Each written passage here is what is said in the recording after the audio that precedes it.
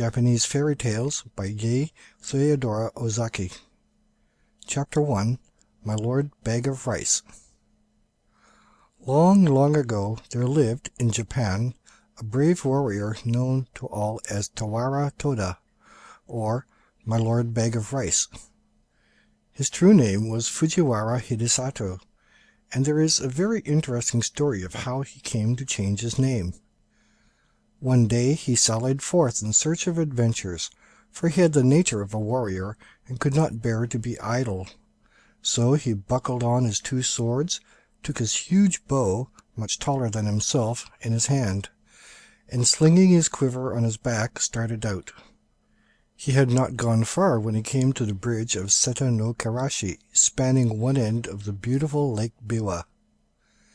No sooner had he set foot on the bridge than he saw, lying right across his path, a huge serpent dragon. Its body was so big that it looked like the trunk of a large pine tree, and it took up the whole width of the bridge. One of its huge claws rested on the parapet on one side of the bridge, while its tail lay right against the other. The monster seemed to be asleep, and as it breathed, fire and smoke came out of its nostrils. At first Hidesato could not help feeling alarmed at the sight of this horrible reptile lying in his path, for he must either turn back or walk right over its body. He was a brave man, however, and putting aside all fear went forward dauntlessly. Crunch, crunch. He stepped now on the dragon's body, now between its coils, and without even one glance backward he went on his way. He had only gone a few steps when he heard someone calling him from behind. On turning back, he was much surprised to see that the monster dragon had entirely disappeared, and in its place was a strange-looking man who was bowing most ceremoniously to the ground. His red hair streamed over his shoulders, and was surmounted by a crown in the shape of a dragon's head, and his sea-green dress was patterned with shells. Hidesato knew at once that this was no ordinary mortal, and he wondered much at the strange occurrence. Where had the dragon gone in such a short space of time? Or had it transformed itself into this man, and what did the whole thing mean? While these thoughts passed through his mind, he had come up to the man on the bridge and now addressed him. "Was it you that called me just now?" "Yes, it was I," answered the man. "I have an earnest request to make to you. Do you think you can grant it to me?" "If it is in my power to do so, I will," answered Hidesato. "But first, tell me who you are." "I am the Dragon King of the lake, and my home is in these waters just under this bridge." "And what is it you have to ask of me?" said Hidesato. "I want you to kill my mortal enemy, the centipede, who lives on the mountain beyond." And the Dragon King pointed to a high peak on the opposite shore of the lake. "I have lived now for many years in this lake, and I have a large family of children and grandchildren. For some time past we have lived in terror, for a monster centipede has discovered our home, and night after night it comes and carries off one of my family. I am powerless to save them. If it goes on much longer like this, not only shall I lose all my children, but I myself must fall a victim to the monster. I am, therefore, very unhappy, and in my extremity I determined to ask the help of a human being. For many days with this intention I have waited on the bridge in the shape of the horrible serpent dragon that you saw, in the hope that some strong brave man would come along. But all who came this way as soon as they saw me were terrified, and ran away as fast as they could. You are the first man I have found able to look at me without fear, so I knew at once that you were a man of great courage. I beg you to have pity upon me. Will you not help me and kill my enemy, the centipede?" Hidesato felt very sorry for the Dragon King on hearing his story, and readily promised to do what he could to help him. The warrior asked where the centipede lived, so that he might attack the creature at once. The Dragon King replied that its home was on the mountain Mikami, but that as it came every night at a certain hour to the palace of the lake, it would be better to wait till then. So Hidesato was conducted to the palace of the Dragon King, under the bridge. Strange to say, as he followed his host downwards, the waters parted to let them pass, and his clothes did not even feel damp as he passed through the flood. Never had Hidesato seen anything so beautiful as this palace built of white marble beneath the lake. He had often heard of the Sea King's palace at the bottom of the sea, where all the servants and retainers were saltwater fishes. But here was a magnificent building in the heart of Lake Biwa. The dainty goldfishes, red carp, and silvery trout waited upon the Dragon King and his guest. Hidesato was astonished at the feast that was spread for him. The dishes were crystallized lotus leaves and flowers, and the chopsticks were of the rarest ebony. As soon as they sat down, the sliding doors opened and 10 lovely goldfish dancers came out, and behind them followed 10 red carp musicians with the koto and the samisen. Thus the hours flew by till midnight, and the beautiful music and dancing had banished all thoughts of the centipede. The Dragon King was about to pledge the warrior in a fresh cup of wine, when the palace was suddenly shaken by a tramp, tramp, as if a mighty army had begun to march not far away. Hidesato and his host both rose to their feet and rushed to the balcony, and the warrior saw on the opposite mountain 2 great balls of glowing fire coming nearer and nearer. The Dragon King stood by the warrior's side, trembling with fear. "The centipede! The centipede! Those 2 balls of fire are its eyes. It is coming for its prey. Now is the time to kill it." Hidesato looked where his host pointed, and in the dim light of the starlit evening, behind the 2 balls of fire, he saw the long body of an enormous centipede winding round the mountains, and the light in its 100 feet glowed like so many distant lanterns moving slowly towards the shore. Hidesato showed not the least sign of fear. He tried to calm the Dragon King. "Don't be afraid. I shall surely kill the centipede. Just bring me my bow and arrows." The Dragon King did as he was bid, and the warrior noticed that he had only 3 arrows left in his quiver. He took the bow, and, fitting an arrow to the notch, took careful aim and let fly.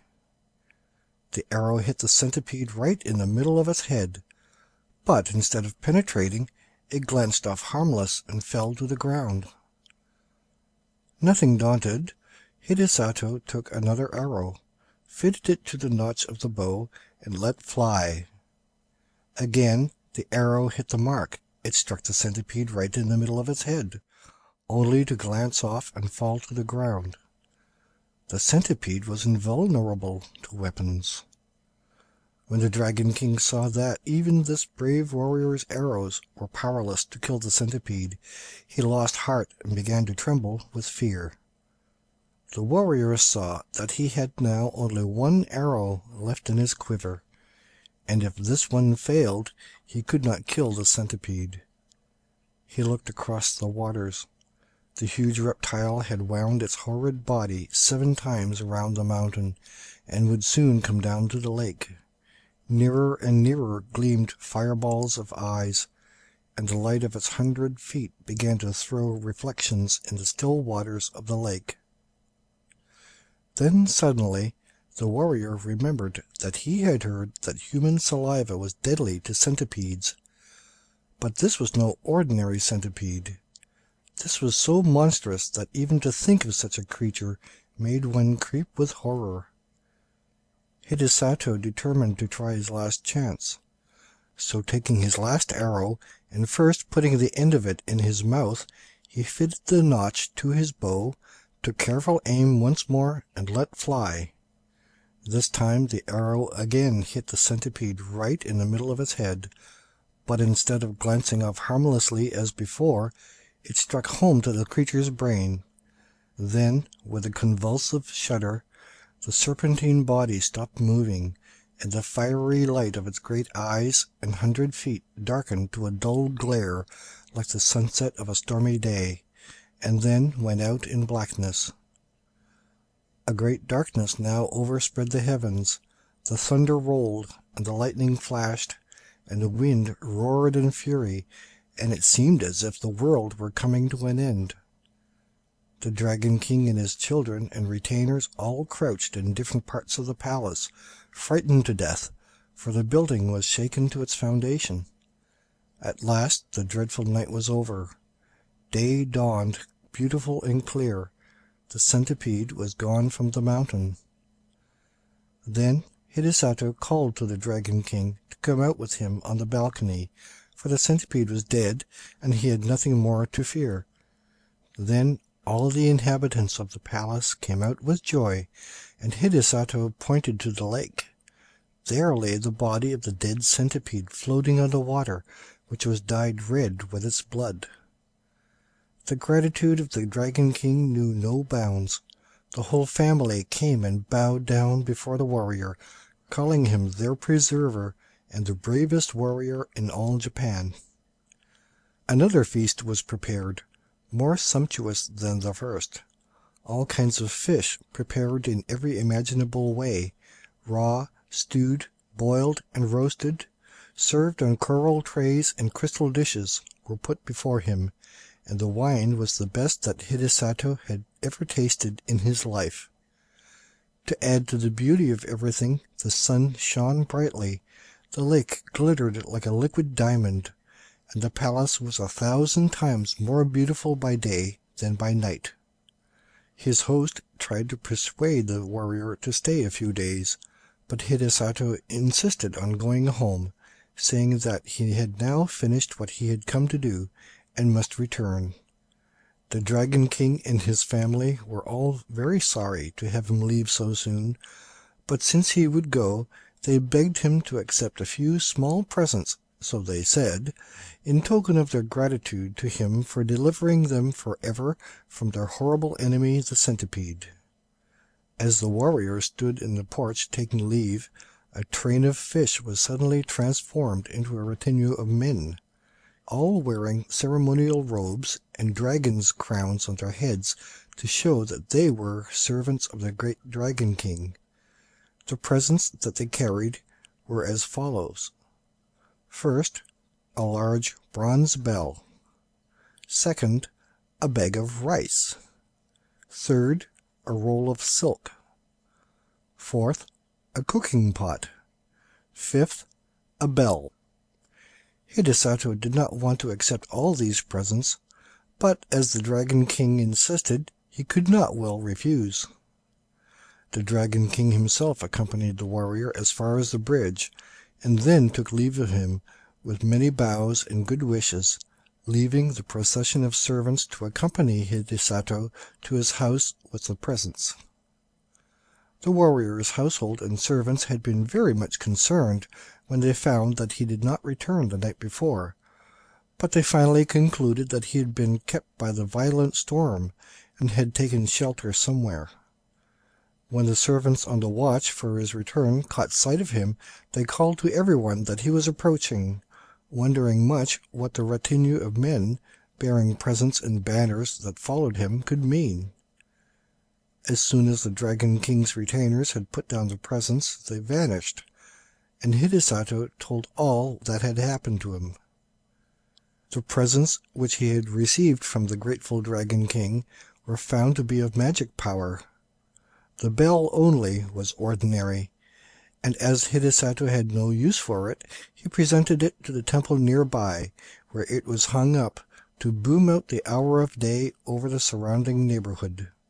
The single bag of rice, however much was taken from it day after day for the meals of the knight and his whole family, never grew less. The supply in the bag was inexhaustible. The roll of silk, too, never grew shorter, though time after time long pieces were cut off to make the warrior a new suit of clothes to go to court in at the New Year. The cooking pot was wonderful, too. No matter what was put into it, it cooked deliciously whatever was wanted without any firing. Truly a very economical saucepan. The fame of Hidesato's fortune spread far and wide, and as there was no need for him to spend money on rice or silk or firing, he became very rich and prosperous, and was henceforth known as My Lord Bag of Rice. End of Chapter 1, My Lord Bag of Rice.